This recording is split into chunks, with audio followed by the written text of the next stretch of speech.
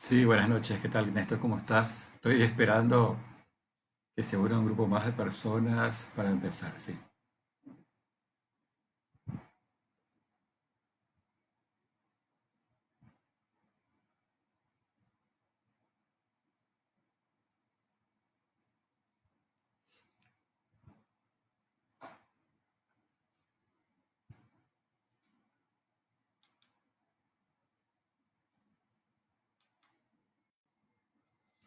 Mi querido Aníbal, ¿cómo estamos? ¿Cómo está la ciudad de Hernandarias? ¿Cómo andamos por ahí con la cuarentena? Bueno, buenas tardes a todos. Tengan ustedes una agradable tarde-noche. Esperemos que estén en sus casas como corresponde. Y bueno, que disfrutemos de este pequeño momento que damos en llamar compartir ideas, sueños y experiencias. Y hoy principalmente con relación a un tema bastante complejo como es enfoques, diseños y alcance de la investigación jurídica. No es, como siempre aclaro, de ninguna manera dar una cátedra de metodología de la investigación o bien compartir ideas teóricas o cuestiones intrínsecamente metodológicas, sino más bien facilitar los primeros pasos en un trabajo de investigación, especialmente en la elaboración de tesinas, de tesis, de maestría o en doctorado. Así que por eso ya vamos a compartir ideas, charlas y experiencias a este proyecto en el que hoy, en la segunda charla de las tres previstas, deberíamos hablar sobre metodología de la investigación.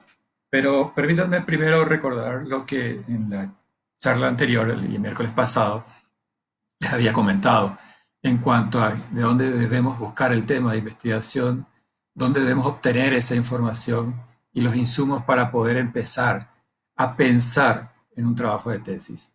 Les había dicho, miren su contexto, miren su ámbito de trabajo, sus expedientes, sus lugares de trabajo, sus emprendimientos, sus empresas, y busquen a partir de ahí cuestiones que les resulten interesantes o problemas que crean que deben ser solucionados o que puedan ser solucionados, o bien problemas que puedan ser explicados, analizados, y de tal forma a que aporten algo nuevo a la sociedad jurídica, ya que estamos en el ámbito de la metodología de la investigación jurídica.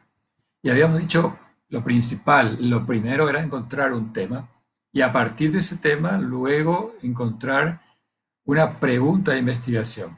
A esa pregunta o pregunta general le habíamos llamado problema de investigación. Les había dicho que no podíamos comenzar de otra manera sin plantearnos primero el tema y luego la pregunta de investigación, por cuanto que dijimos que las bases de la investigación científica y las características de la investigación científica son bastante simples y cerradas. Entonces les había dicho, una investigación científica es sistemática, una investigación científica es empírica y es crítica. Esos tres elementos forman parte de una investigación científica y debemos tenerlas en cuenta. Principalmente en la sistemática, en cuanto a establecer los pasos importantes y necesarios para poder lanzarme al proceso de investigación posteriormente, que como les había dicho yo, es un proceso de adquirir conocimientos nuevos, de desarrollar nuevas ideas a partir de algo que desconozco. En ese sentido, les había dicho yo, pueden formularse una pregunta de investigación y a partir de ahí trabajar y elaborar un proceso al que le llamamos de ruptura. ¿Se acuerdan? Cuando hablamos de ruptura dijimos era indagar si nuestro tema de investigación ya fue desarrollado, parece pertinente, será útil y está bien formulado. Entonces les dije yo, bueno, una vez que tengan su pregunta de investigación, técnicamente conocido como problema, una vez que tengan su pregunta de investigación, la pregunta general de investigación, indaguen. Indaguen en el diccionario de la Real Academia, a ver si los términos utilizados en esa pregunta de investigación son los correctos, son los que yo quiero decir.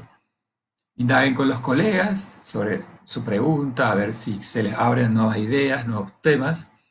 Y les dije también, busquen y lean investigación bibliográfica. Utilicen los métodos electrónicos o los libros que tengan. Y en ese contexto les había citado tres motores de búsqueda muy importantes y en especial uno les dije que era fundamental y que era el tema de Google Académico como un elemento fundamental.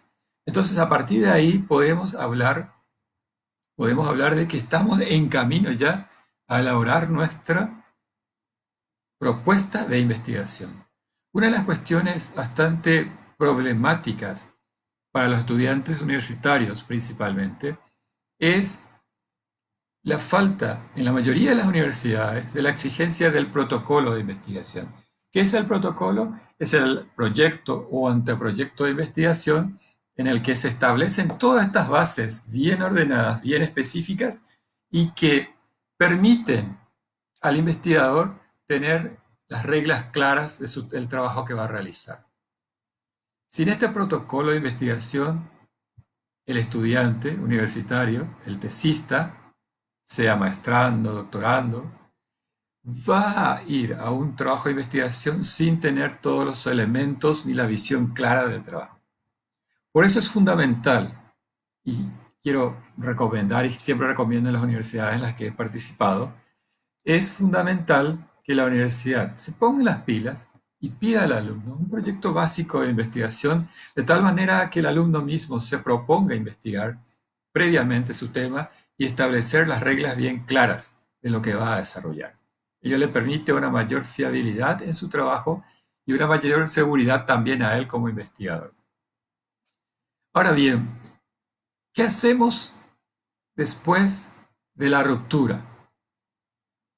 En principio, en principio, este proceso de ruptura que les dije yo es como romper los prejuicios que tenemos. Este proceso de ruptura debería permitirles a ustedes replantearse la pregunta o ajustar los detalles de la pregunta de investigación. ¿Es importante entonces este proceso de ruptura? Sí es importante, porque te permite ajustar al máximo los detalles de tu propuesta de investigación, la pregunta que te estás formulando. Y en ese contexto, entonces, cuanto más indagaciones hagas, cuanto más investigación hagas, vas a ver que aquel tema que inicialmente te habías propuesto se amplió gigantescamente, enormemente. Un colega me decía, yo quiero investigar, Hugo, medidas de mejor proveer que las tenemos en el Código Procesal Penal, en los juicios orales, como una facultad del juez, del tribunal, a los efectos de desarrollar pruebas o desarrollar actividades probatorias que le permitan esclarecer, entre comillas, esclarecer los hechos investigados. Entonces, me dice él, esta medida de mejor proveer dispuesta en el Código Procesal Penal es contraria a los derechos, a los principios y garantías constitucionales, principios y garantías previstas en el mismo Código Procesal Penal. Bueno, perfecto, investigamos. Al día siguiente viene y me dice, me dijeron en la facultad que mi tema es muy pequeño, muy chico, medidas mejor proveer no tiene mucho. Entonces empezamos a recorrer el Código Procesal Penal. A partir de esa idea, medidas de mejor proveer, y encontramos una idea espectacular en uno de los artículos que es la búsqueda de la verdad. Medidas de mejor proveer versus búsqueda de la verdad. Y otra vez, recorrimos más el Código Procesal Penal y encontramos otro artículo que era el artículo que hablaba de la imparcialidad de los jueces. Imparcialidad, búsqueda de la verdad y medidas de mejor proveer parecían chocarse entre sí, aparentemente, ya lo va a desarrollar el investigador posteriormente, aparentemente parecían chocarse entre sí.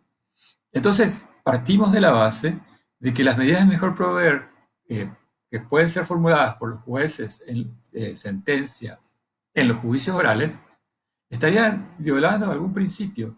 Y después recordamos las palabras de Alvarado Belloso en este derecho en cuestiones procesales, de los principios procesales, y hablaba él de la imparcialidad y la impartialidad, o sea, de la necesidad del juez de no ir para ninguno de los lados, pero tampoco formar parte de ninguno de los dos lados, sino establecer estrictamente, en base a la verdad puesta por la fiscalía y por la defensa, decir cuál es aquella que él cree la más acercada, la más cercana a la verdad procesal. Porque ahí empezamos a discutir si existe si la búsqueda en el proceso penal se basa en la verdad procesal, la verdad histórica, la verdad de los expedientes, etc. Así que medidas de mejor proveer te abre un mundo gigantesco, le dije yo, y empezamos a trabajar sobre eso. Pero esa es la pregunta general. Ahora bien, ¿cómo desarrollo esta pregunta general? ¿Qué hago con ella después? Ya tengo mi pregunta, ya está. Está formulada mi pregunta general. Ahora bien, terminada la pregunta general, confirmada o modificada por el proceso de ruptura, me queda otra etapa más, que es la de elaborar las preguntas específicas. ¿Qué son las preguntas específicas? Son preguntas que me permitirán desarrollar o contestar mi pregunta general. En ese sentido, entonces, podríamos decir, quiero analizar, les voy a dar un tema fácil y remanido quizás, voy a analizar si las resoluciones judiciales, quiero preguntarme, las resoluciones judiciales por el cual se dispone la prisión preventiva, ¿se hayan ajustado a las disposiciones del Código Procesal Penal y las garantías constitucionales? Esa sería mi pregunta general. Mi pregunta específica entonces tendrá que ayudarme a contestar esa pregunta general. Ellas también deben tener las mismas características que la pregunta general. Ser operativa. ¿Qué quiere decir ser operativa? Repito, no poder ser contestadas con un sí o con un no. Entonces, para poder saber si las resoluciones judiciales se hayan ajustadas a las disposiciones del artículo 242 y la Constitución Nacional, tendré que naturalmente desarrollar una investigación. Para contestar esa pregunta, me podría formular entre 2 a 3 preguntas, no más, 3 preguntas que le llamamos preguntas específicas. ¿De dónde quito estas preguntas específicas? Las preguntas específicas las desarrollo a partir de los temas desarrollados en la pregunta general. En ese contexto, entonces, yo formulo preguntas que hagan por ejemplo, ¿qué parámetros o qué requisitos consideran los jueces al momento de dictar una resolución de prisión preventiva? Sería una pregunta específica que me permita analizar las resoluciones jurídicas, las resoluciones judiciales de los jueces por los cuales dispone la prisión preventiva. Otra pregunta específica, por ejemplo, podría ser, si se me ocurre ahora, con relación a la prisión preventiva, decía, ¿qué tipos de hechos? ¿Qué tipos de hechos son los que, sobre los cuales recae mayor cantidad de resoluciones de prisión preventiva? ¿Cuáles son las garantías que protegen o cuáles son las garantías que prevén la aplicación de medidas alternativas a la prisión preventiva? Entonces voy desgranando de la pregunta general 2 o 3 preguntas específicas, no más. ¿Cuál es el siguiente paso? El siguiente paso importa muchísimo y es fundamental para el proceso de investigación. El siguiente paso hace a elaborar el objetivo general. ¿Y qué indica el objetivo general? El objetivo general indica el trabajo específico que voy a desarrollar durante mi investigación. Este objetivo general es consiste en transformar la pregunta de investigación en un objetivo, fundado en los mismos términos, en una posición sencilla, la más práctica de todas, podríamos decir que es suprimir la pregunta en sí. Por ejemplo, las resoluciones judiciales se adecuan y entonces en vez de poner las preguntas, podría poner, por ejemplo, analizar las resoluciones judiciales de prisión preventiva ante los requisitos exigidos por el Código Procesal Penal y la Constitución Nacional y las garantías constitucionales. Por ejemplo, puedo decir también describir los requisitos expuestos por los jueces al momento de dictar la prisión preventiva. También puedo decir analizar, ya lo dije, puedo decir también explorar, puedo hablar también otro verbo de explicar, o puedo también establecer otro verbo de verificar. Analizar, explorar, describir, explicar, verificar, etcétera. Son verbos que puedo utilizar los efectos de establecer mi objetivo general de investigación. Y ahí entra en juego el diseño de la investigación. En cuanto a en qué sentido, qué es lo que yo específicamente quiero investigar de las resoluciones judiciales por las cuales se establece la prisión preventiva. Y tomo este ejemplo, como les había dicho, estoy dedicado más a la parte penal, entonces tomo este ejemplo como base.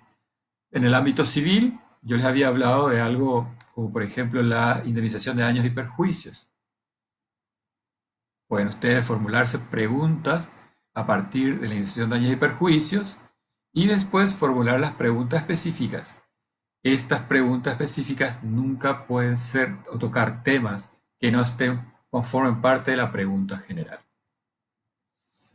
Una vez que yo establezca el verbo que va a marcar mi trabajo de investigación, o sea, qué es lo que yo quiero, con eso yo estoy estableciendo, por eso yo estoy estableciendo el diseño de la investigación jurídica. Este diseño sería jurídico dogmático. Cuando yo quiera analizar simplemente el artículo 242 del Código Procesal Penal que establece los requisitos a los efectos de dictar la prisión preventiva. O la Constitución Nacional en cuanto al artículo que establece la excepcionalidad de la prisión preventiva. Analizo solamente el artículo en sí, su construcción normativa, sus fundamentos, etcétera, en qué tiempo surgió, pero también puedo analizar qué efectos tiene el dictar la prisión preventiva. Entonces mi investigación tendría un diseño sociojurídico. Podrán encontrar otros diseños ustedes como modelos de investigación, también se le conoce, como por ejemplo el fenomenológico. También podrán encontrar ustedes otros como por ejemplo el experimental, no experimental, el de la teoría fundamentada, el etnográfico, el de investigación-acción, también el narrativo. El diseño en sí va a estar determinado por por el verbo que utilice al momento de establecer mi objetivo general. Este mismo proceso que sufre la pregunta general a transformarse en objetivo general, este mismo proceso sufre las preguntas específicas, en el que el preguntado se excluye y se le agrega un verbo operativo, un verbo que pueda desarrollar. Yo les hablé de analizar, les hablé de escribir, les hablé de indagar, les hablé de indicar, les puedo hablar de muchos otros verbos. Pero para poder ser más específicos y como herramienta de utilización, les sugiero buscar en Internet, buscar en Google Académico, un texto que habla o que hace referencia a la taxonomía de verbos. Uno de los que yo recomiendo, un autor que yo recomiendo es Bloom. Entonces deben buscar ustedes en Internet taxonomía de Bloom. B-L-O-O-M.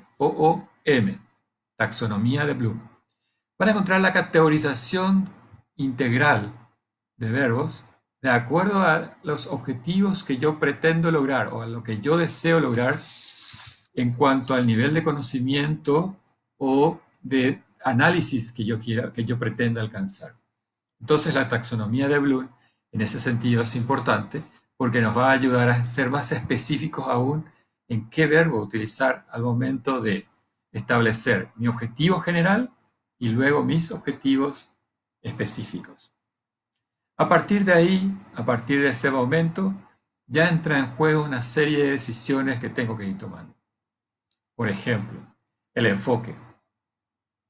El enfoque está marcado, el enfoque de la investigación es ¿Cómo voy a analizar los datos que tengo? ¿Qué tipo de datos voy a buscar obtener para lograr este objetivo que me propuse? Para ello, voy a leer una y otra vez mi pregunta general y mi objetivo general, los cuales deberán determinarme qué enfoque dar. Puede ser un enfoque cuantitativo. ¿Qué significa enfoque cuantitativo? Que para poder lograr el objetivo general que me propuse para esta investigación, tenga que analizar datos. Datos se refieren a datos numéricos. Bien habla el enfoque cuantitativo, de cuantificar. Entonces voy a precisar datos numéricos. Por lo tanto, uno de los instrumentos que voy a utilizar para lograr mi objetivo sería las estadísticas, el análisis de estadísticas, serían las encuestas u otros datos que pudieran serme importantes a los efectos de cuantificar exactamente lo que yo estoy queriendo. Por ejemplo, si yo hablo de el acceso a la justicia, ¿quiénes son aquellas personas más desprotegidas al momento de buscar acceder a la justicia, al sistema de justicia en el Paraguay? Esa investigación, según lo que yo considero ahora mismo, cuando yo quiero establecer una, un análisis con relación a la población que tiene más dificultades para acceder a la justicia en nuestro país, yo creo al menos que esto debería ser estadístico. Debería haber la categorizar las personas que van a tribunales a solicitar, por ejemplo, un defensor público. O aquellas que finalmente no recurren ante los trabajos judiciales a los efectos de acceder a la justicia. Otro ejemplo que se me ocurre ahora es que yo quiero analizar la incidencia que tiene las denuncias que no forman parte del ámbito de intervención del Ministerio Público con relación a la sobrecarga de trabajo de fiscales. ¿Qué quiere decir eso? Naturalmente, todas las personas van a hacer denuncias ante la Fiscalía, pero no en todas estas denuncias puede intervenir la Fiscalía. Entonces, ¿qué yo necesito para saber qué cantidad de denuncias no forman parte del- de la actividad natural del Ministerio Público o no son perseguibles por el Ministerio Público? Entonces necesito datos. Iré a mesa de entrada, a estadísticas del Ministerio Público, haré encuestas, etcétera. O sea, necesito cuantificar, necesito números. Cuando hablo de incidir, de incidencia, generalmente hablo de una investigación cuantitativa. La otra vez, y es muy importante esto, la otra vez, hablando con unos colegas, habíamos hablado del feminicidio. El feminicidio tiene diversas aristas, desde la salud pública hasta la jurídica. No significa lo mismo feminicidio en datos estadísticos para el Ministerio Público o bien en datos estadísticos para el Poder Judicial. Son diferentes. ¿Podría correlacionarlos? Puedo correlacionarlos. Entonces, gente, cuando hablo de una investigación cuantitativa, estoy hablando de que preciso de números. Y en este caso, una de las características propias del investigador es que no tiene intervención ni relación alguna con el fenómeno que está estudiando, porque se basa en un análisis, diríamos, de laboratorio, en un análisis de números. Para formular su trabajo de campo tendrá que recurrir a fuentes secundarias, a bibliografía, a datos estadísticos, a hemerotecas, tendrá que desarrollar también entrevistas cerradas, con preguntas cerradas, que le permitan cuantificar después las respuestas. Luego, el otro enfoque que le puedo dar a mi investigación, y que es una de las que más, desde mi percepción personal, una de las que más se presta, es el enfoque cualitativo. Es decir, la cualidad de lo que estamos analizando. En el enfoque cualitativo no tenemos números. En el enfoque cualitativo hacemos un análisis de constructos que buscamos categorizar y a partir de ahí establecer indicadores mediante los cuales analizar. ¿Fue complejo? Fue un poco complejo. Por ejemplo, yo quiero analizar la prisión preventiva,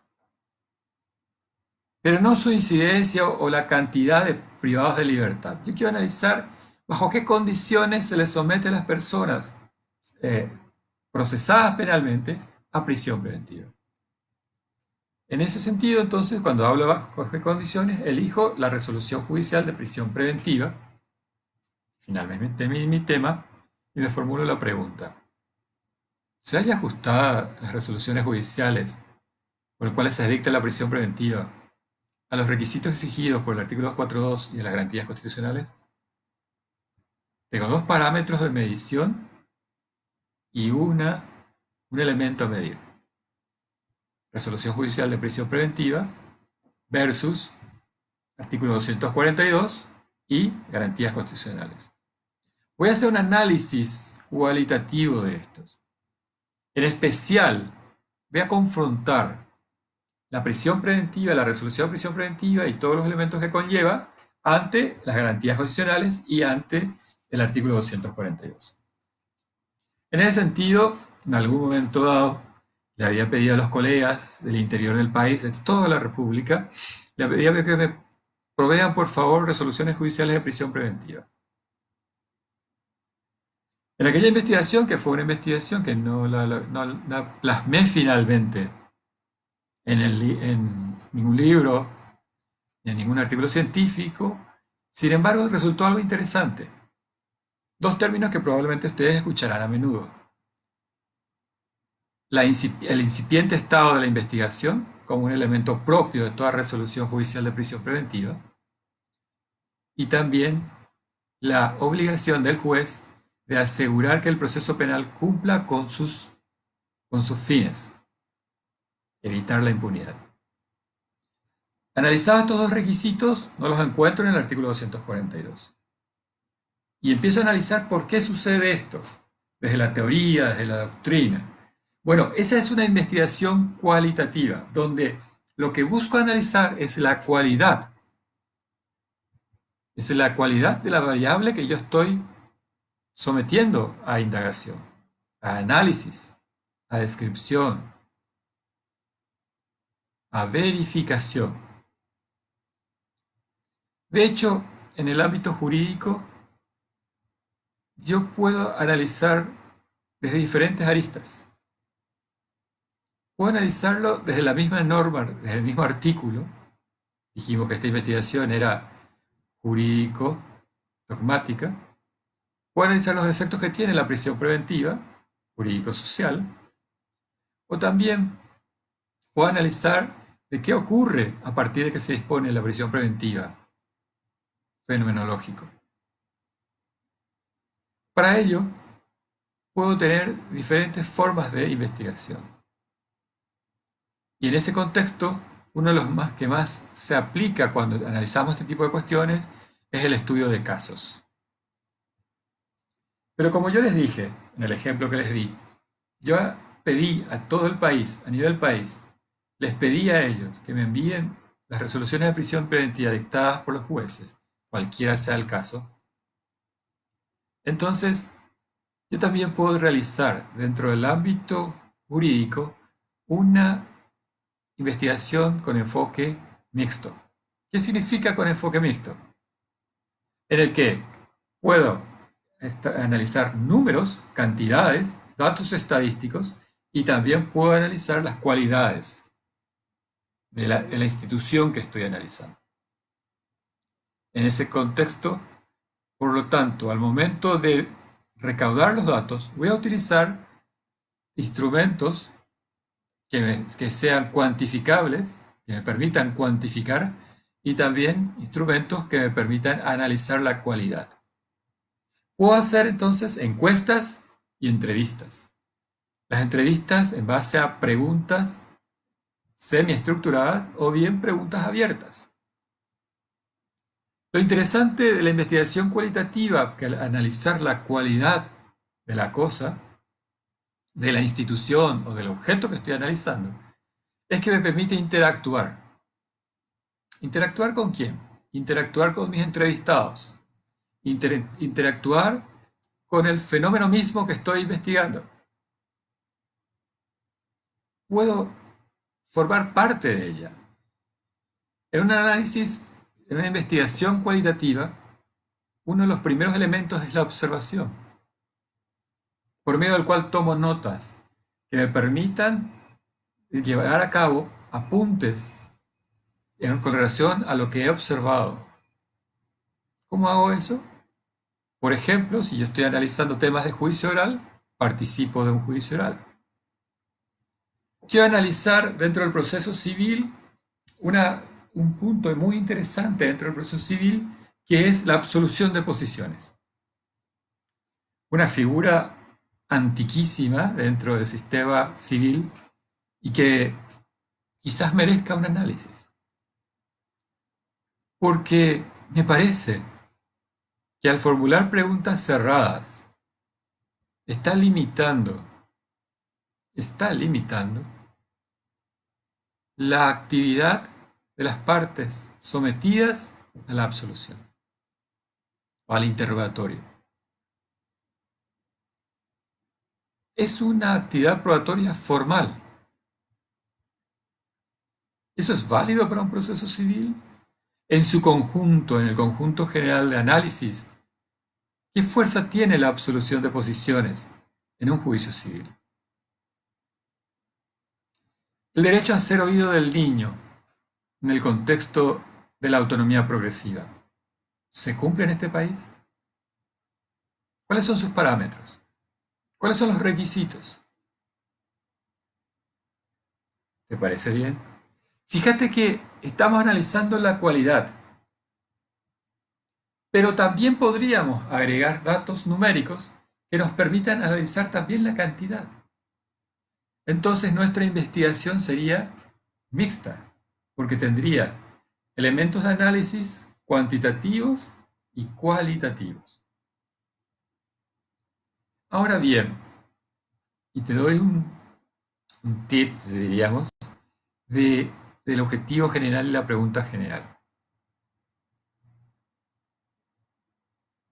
Elemento importantísimo que debes tener en cuenta es que este objetivo general y esta pregunta general esté determinada en tiempo y espacio.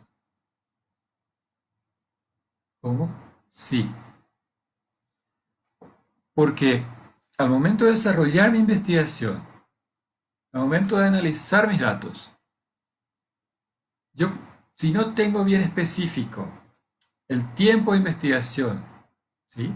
El tiempo de investigación, y no tengo bien específico el espacio en el que voy a desarrollar mi investigación, entonces el que lea la investigación me podrá decir, pero, o tu propuesta de investigación va a decir, pero ¿vas a analizarlo en todo el país? ¿Te va a ser posible eso? ¿Vas a acceder a los datos?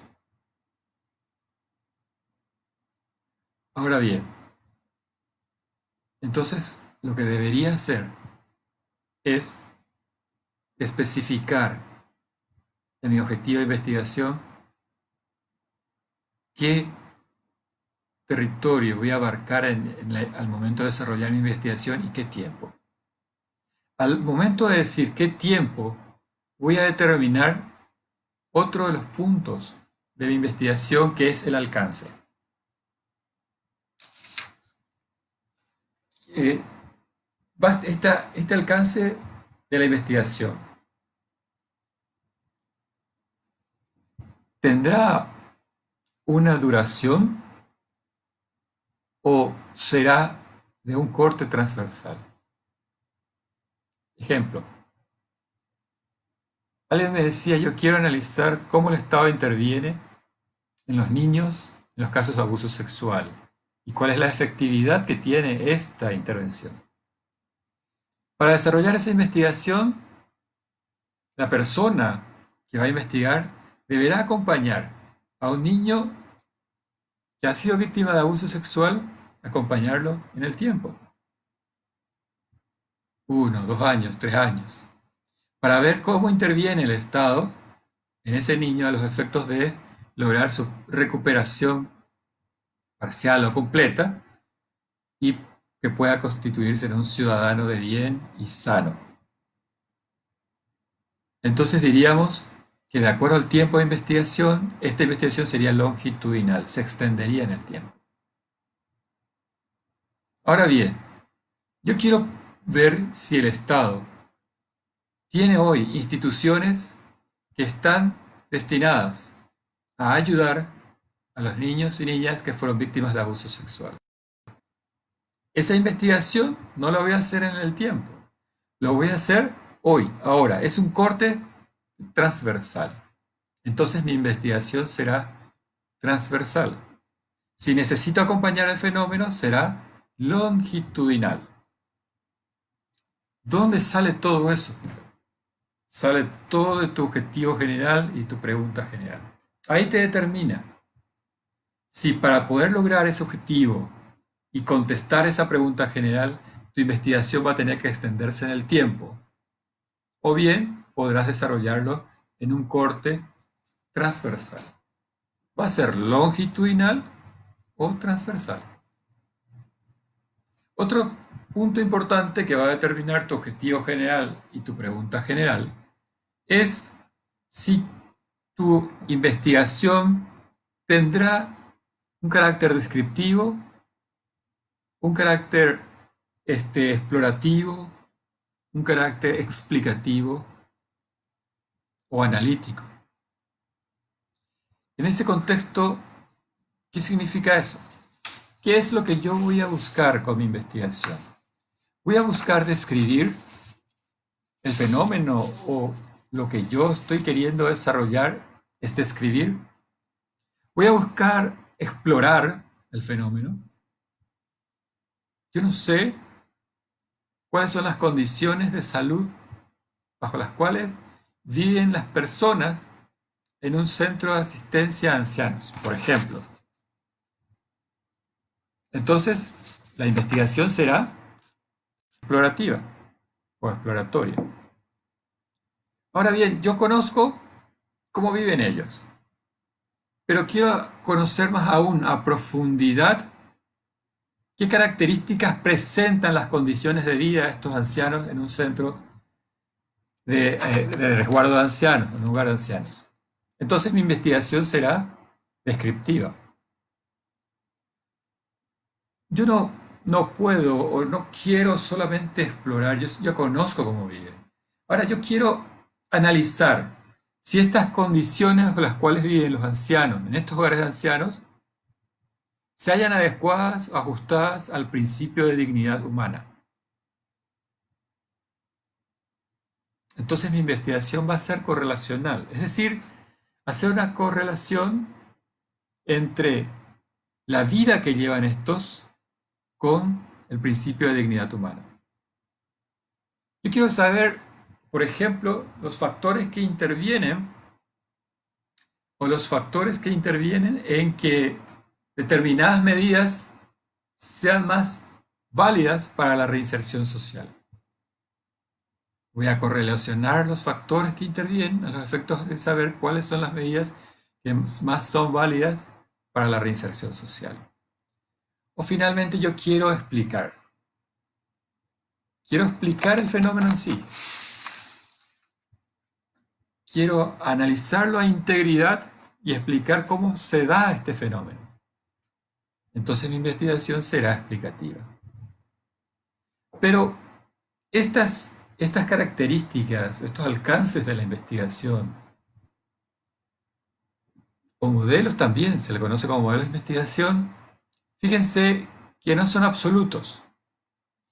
Muchas investigaciones son explicativas, descriptivas, son exploratorias, descriptivas, son analíticas, en fin, todo está determinado por tu objetivo de investigación y tu pregunta general. Por lo tanto, para ir concluyendo la charla de hoy, en este breve análisis de qué es lo que tengo que tener en cuenta al momento de formular mi pregunta general de investigación y mis preguntas específicas, tengan en cuenta que estas preguntas específicas tengan relación directa con la pregunta general. Punto 1. Punto 2. Que a partir de formular mi pregunta general y mis preguntas específicas, pueda establecer mis objetivos de investigación. El objetivo general y los objetivos específicos. Repito, una vez que tenga mi pregunta general y mi objetivo general, empiezo a determinar absolutamente todo el campo de acción que voy a tener y el ámbito metodológico. ¿Qué diseño? Va a ser fenomenológico, va a ser teoría fundamentada, va a ser un diseño jurídico dogmático, jurídico, sociojurídico, etnográfico. ¿Cuál es finalmente la metodología o el modelo bajo el cual voy a abordar mi investigación? Esta pregunta general y este objetivo general también deben determinarme el enfoque de mi investigación. ¿Va a ser cualitativo? ¿Va a ser cuantitativo? ¿Va a ser mixto? Voy a utilizar datos numéricos y datos de calidad de análisis de manera conjunta. ¿O bien, cuál es el alcance? ¿Qué proyección quiero darle a esta investigación? ¿Qué es lo que yo quiero lograr con mi pregunta general y con mi objetivo general? Yo quiero describir, quiero explorar, quiero explicar, quiero correlacionar variables. Esta primera parte del trabajo y por el cual había querido compartir con ustedes esto, es sumamente importante para poder proyectar qué es lo que vas a desarrollar posteriormente en tu investigación. Una vez que tengas estos elementos propios de los modelos de investigación, de la sistemática que hay que seguir, te puedo asegurar que vas a tener tu campo para desarrollar con suma tranquilidad tu investigación. ¿Por qué? Porque una vez que digas, bueno, mi investigación va a buscar explicar el fenómeno, o explicar la norma, el sentido normativo, o va a buscar explicar por qué suceden este tipo de casos, entonces vas a poder decir qué instrumentos utilizar al momento de recoger los datos de campo. Y ahí entra la segunda parte de toda ciencia, la parte empírica, que es desarrollar el trabajo de campo, reunir elementos que puedan ser analizados posteriormente. Sumamente importante, entonces, que una vez que formules tu pregunta de investigación, puedas formular tus preguntas específicas, tu objetivo general, tu objetivo específicos. Y a partir de ahí, definir el enfoque cualitativo, mixto o cuantitativo, el diseño y finalmente el alcance de tu investigación. Pero ¿para qué todo esto? ¿Para qué todo este trabajo? ¿Por qué necesitamos tener todo esto definido? Porque forma parte de un proceso muy importante que significa, un proceso muy importante, que significa poder establecer con claridad si mi investigación es factible o no es factible. Análisis de factibilidad. O también le llamamos análisis de viabilidad. Si yo me propongo analizar datos a los cuales después no voy a tener acceso, entonces mi investigación no va a ser viable. Por ejemplo, quiero analizar o categorizar la población carcelaria en el Paraguay a los efectos de determinar su origen social. Es una investigación de un alcance exploratorio, descriptivo. Es una investigación con un modelo, con un diseño etnográfico. Es una investigación con un enfoque mixto, porque voy a utilizar datos numéricos y cualitativos también. Ahora, la pregunta es, ¿vas a poder analizar a la población carcelaria del Paraguay? Y es muy difícil que alcances todos los datos que necesites y obtengas datos estadísticos. Por ejemplo, te doy una simple dificultad. Muchas veces los mismos operadores de derecho no sabemos dónde están nuestros presos, porque existen diversos procesos que precisan unificarse de ingreso a las diferentes penitenciarías. Ojalá hoy día ya se haya unificado, pero hasta ayer todavía no lo fue así. Entonces no puedo obtener datos ciertos o válidos que me permitan determinar la población carcelaria del Paraguay. Preciso hacer un censo, y eso va a ser una investigación longitudinal, lo cual, de acuerdo al tiempo que tengo para presentar mi trabajo de tesis, no me da. Esta primera parte, por lo tanto, y para ir cerrando esta charla de hoy, esta primera parte, por lo tanto, es fundamental. Una vez que define esta primera parte, podemos pasar a la redacción en sí del trabajo, que va a ser objeto de nuestra siguiente charla el próximo miércoles, depende de lo que si ustedes consideran que podemos seguir haciendo esto. Esta parte, que es la estructuración, es establecer el caracú, el esqueleto de la investigación, programar nuestra investigación es sumamente fundamental. Pregunta general, pregunta específica, objetivos generales, objetivos específicos. Y a partir de allí, establecer diseño de la investigación, enfoque, alcance. ¿Todo ello para qué? Para poder saber si nuestra investigación es viable o no, es factible o no es factible hacerlo. ¿Qué pasa si al terminar todo este trabajo verifico que mi investigación no es viable, que mi pregunta de investigación no es viable? Entonces, ¿desecho el trabajo? No.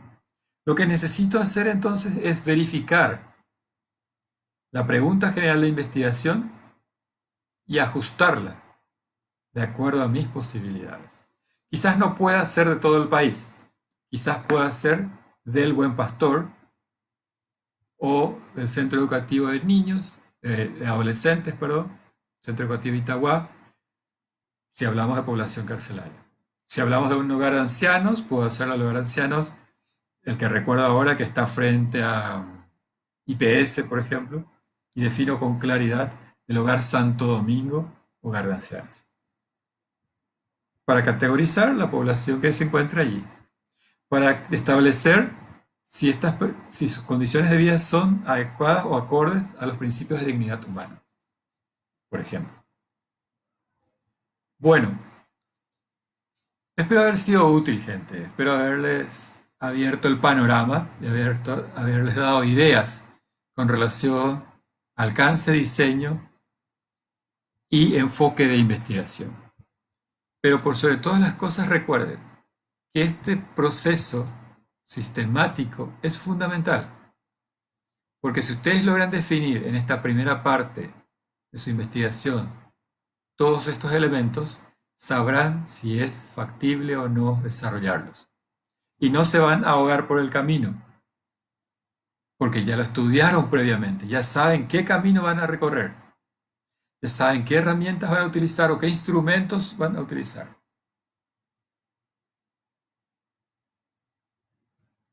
Esperando entonces que la charla haya sido útil, me despido por hoy de ustedes y si les parece, podemos volver a encontrarnos el próximo miércoles por este mismo medio y a esta misma hora, a los efectos de cerrar esta serie de charlas con lo que llamamos redacción de una tesis.